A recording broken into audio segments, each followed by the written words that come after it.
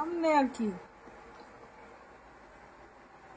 এটা হইছে পোলাও, সালাদ, সালাদের উপরে ডেকোরেশন করলাম একটা কুরমা, ইন্টেরিয়র ডিজাইন করা আছে। তারপরে এটা হচ্ছে একটা সবজি, গরুর মাংস।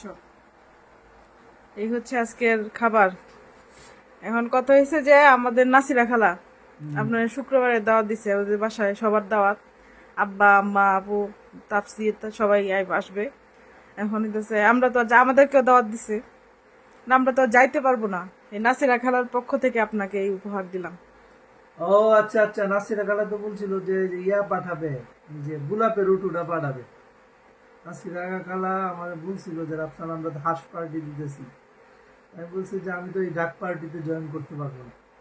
উনি বলছিল যে এই যে গোলাপের রুটু পাঠাবে, বাট আমি বলছি এটা চার্জ শেষ হয়ে যাবে, আমরা যাইতে যাই বিষয়।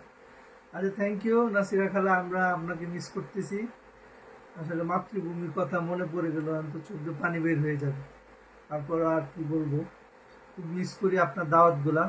দোয়া রইল সবাই সুন্দর মতো যাক, আপু, মা, বাবা, আপনি, তাফসির, কাশরিফ, খালু, সবাই মিলে সুন্দর করে, ছোট মামা, বড় মামা, সবাই মিলে সুন্দর করে আয়োজনটা করেন। আমার পক্ষ থেকে দোয়া রইল, এবং আপনাদের এই আয়োজন যেন সফল হয় সে দোয়া এবং প্রত্যাশা রইল। আর প্রত্যেকের হায়াতের জন্য দোয়া করলাম, নানার জন্য আর নানুর জন্য স্পেশালি দোয়া রইল। আতাউল্লাহি উমরাহু ওয়া বারাকাল্লাহু ফি হায়াতি, আল্লাহ হায়াত এবং রিজিকে যেন বারাকা দান করেন, আমিন।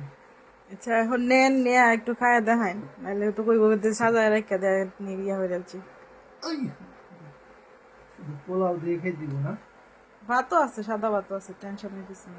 দিস গুড, আলহামদুলিল্লাহ। দেশি ভাই, মানে একটা দেশি দেশি একটা ইয়া পাইতেছি।